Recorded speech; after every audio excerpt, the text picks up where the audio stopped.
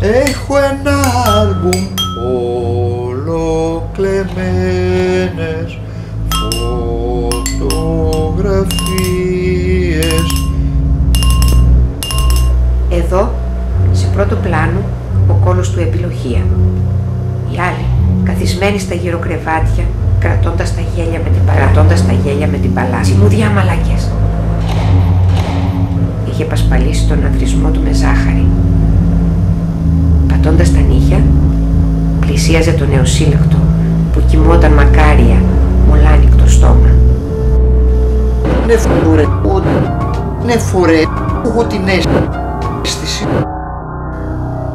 Είναι φορές που έχω την αίσθηση πως κινούμαι μέσα στο όνειρο κάποιου άλλου.